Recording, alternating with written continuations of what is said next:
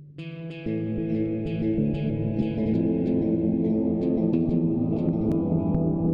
what up, boys? This is Mosen here with MTA episode 21 for the 5th of October 2018. And today, this is basically going to be about the supposed leak regarding the release date of the Classic Realms and what we know. I was going to evaluate what it is basically, because I was sick. I was not really in the groove and kind of missed the whole thing. So we will look into this right now and we will talk about it. And while doing so, we'll kill ogres. Okay, actually, let's take our time here and do this right and go through this one by one. So it was posted by Forest Eye on Reddit 4 days ago, and of course others have already made a video. I know. I just thought next MTA, good topic for that. Let's see what we can get out of this. The thing says supposed classic launch detail leaks. And the edit is apparently something I did not know before I posted this. Was this leak predicted the announcement of a playable demo at BlizzCon 2 days before it was announced? This certainly adds credibility. Yes, that does kind of add credibility. However, it doesn't make it absolutely right or, well, but anyway, you couldn't really, you know, everybody could claim that, but you know, let's give them that. It gives a little bit of credibility. That's true. So here are some sources. So we'll check that through that. Something about the price structure. Oh yeah, okay. So those are the sources. Sources are always good. Remember to put in sources if you are claiming that you found something. Okay, so the first key point. Classic WoW is in pre-alpha state at the moment. Mostly all quests are done. They started working on dungeons and battlegrounds at the moment. There are 17 devs working on the game, 2 former NOS devs for assuring authenticity. Well, I certainly hope so. I mean, remember those poor guys that they, you know, just check how much time went by since those. I remember the morning that we came online and it's like, did you hear the news? Server's going down, man. I was like, no way, dude. And then, you know, the devs would be flown into, I think Paris. They went to Paris or something. Or to the Blizzard headquarters, wherever that may be, you know, and I don't remember where exactly it was.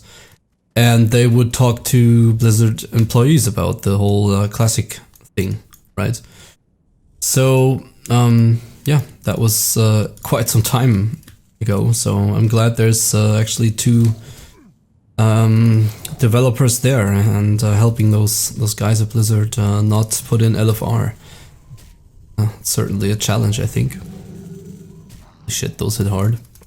Anyway, they don't think there will be a long beta phase. Yeah, I can't really imagine a beta phase for that game, to be honest. I mean, I can see why there should be a small beta, but it should be probably a small group of people reviewing it, because everyone should know how it's supposed to be, kind of. And I mean, here was my thought, right?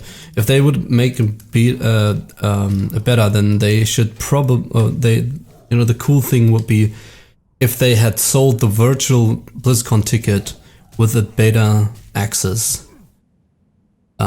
Then everyone would have bought that stuff. They would have made big bank.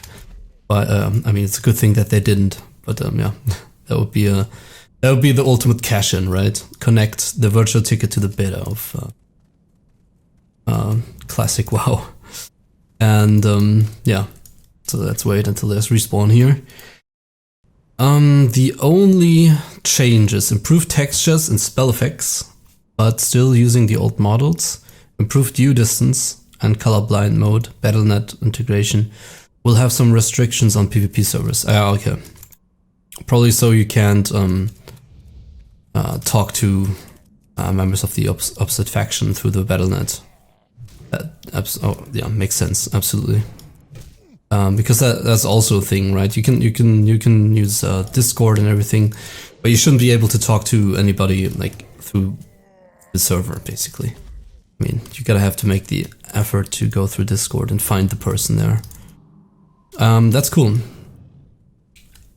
8 servers per region, so 4 PvP, 2 PvE, 1 RP PvP, 1 RP PvE. Now that choice is interesting. Now the first thing I thought was if that's not too many, then again per region, so that means there's gonna be yeah. I think it's good. Maybe it's good. It's a lot of PvE servers. I don't know if that's. Then again, we didn't. You know, a lot of people. I know a lot of people that wanted to play on a PvE server, and you know, they're not really the fans of outdoor ganking and all that stuff. I think it's a good thing that they're trying to spread the community so it's not overcrowded. Very good. RP PvE, RP PvP, certainly interesting. You know, that might actually be something that I might look at. RP PvP, that is. I mean, PvE takes away too much of the fun for me, but I'm glad they have that, like the old types of servers. That's pretty cool. Some credit for that. No in-game shop at the start. Well, I certainly hope that there's not ever gonna be an in-game shop. Now, what does that mean? You know, I wouldn't mind. The rule is always this. You know, it's the same rule every time. As long as they're not putting any in-game items, anything silly into this stuff, like they do on retail. You know, like if flying robots or anything, or whatever, then it's fine for me. As pets or whatever, I don't care really. But they should definitely be careful with the shop in Classic. The sub will be included in retail WoW, or you pay less for Classic only. Would be absolutely perfect for me, to be honest. Pay a little bit less. I mean, everyone said they would pay the full price. So a little bit less would be amazing if that's true. And now the launch date. Now, as I said before, I think that this is quite possible that this is true information, because as I said, when they, you know, last year at BlizzCon they announced something, and usually half a year later is when they implement it. It's been like that for a while with Blizzard, and they usually don't, you know, offer something that's playable or anything that's not going to come out pretty soon. So my fear was that they would release the demo just to keep people on the line, basically. But you know, this would absolutely make sense if it's true, and you know, that would be November, December, January, February, March, April, May. That would be like April, May, June region. And that would make sense because if they're done with all the quests in the world, basically, and now they're taking on the dungeons and battlegrounds, etc., that means that like the biggest, you know, workload is probably gone now. I don't know if they have to script everything, because that is certainly still a very big thing. But I think it's totally possible that this could come out in April or June. Absolutely. And I think that's like also still a good time for people to wait, right? It's not too long. Just kind of makes sense for me. There will be an announcement and gameplay at BlizzCon. Okay, so that's what came out then later. Okay, then there's the German translation. Okay. About 5 per month. Again, like with all the speculation about actual prices, I'd be very careful how it actually ends up.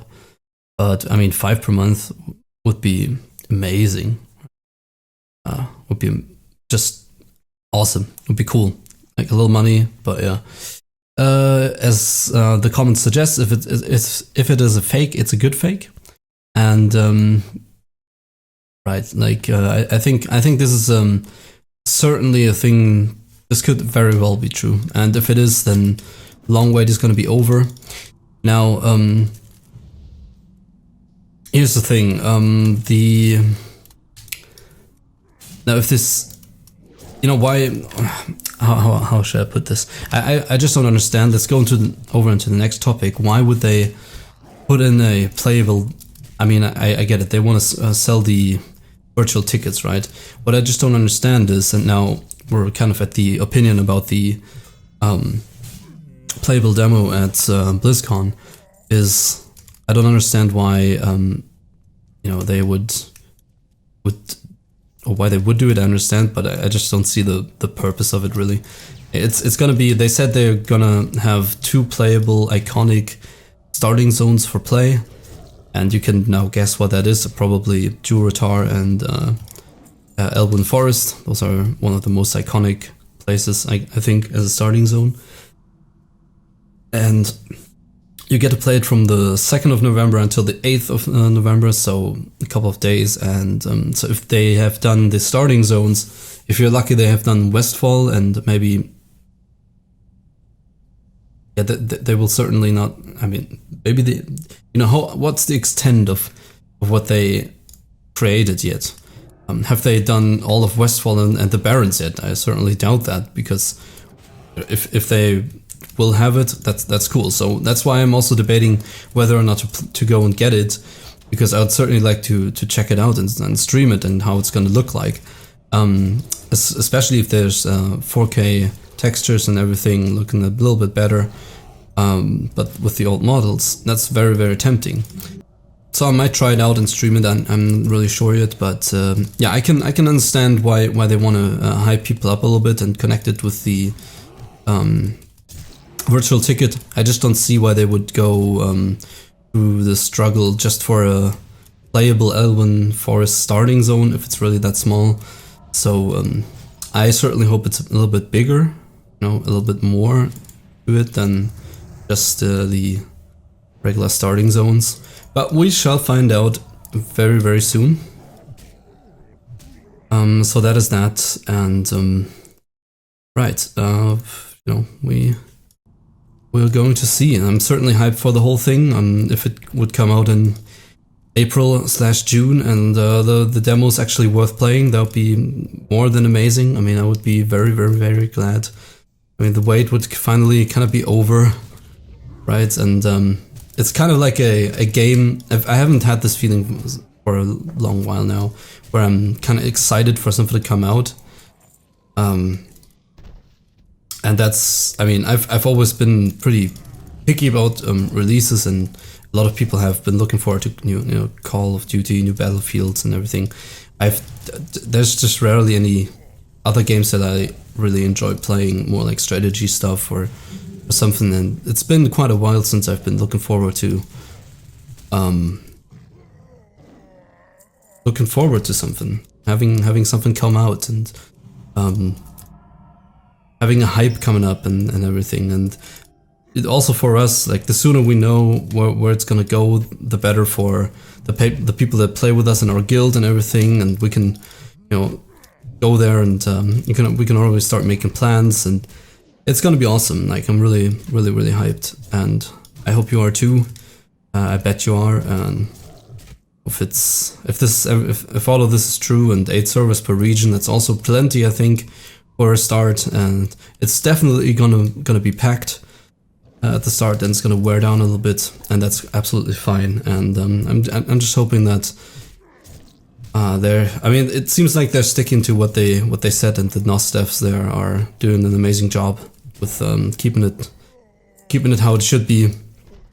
Updated textures are really good. Everyone should be happy about that, and spell effects with the old models. I think that's a very good compromise in, or, you know, an alternative way in putting a little bit more life into the world without sacrificing the old graphics. I love it. Maybe some new shadows would do good. Well, that's all up to debate still, and speculation, of course. For now, this is going to be a shorter one, because the last MTA is going to be were so long. I thank you very much for watching, and I'll see you with the next one. Until then, bye bye.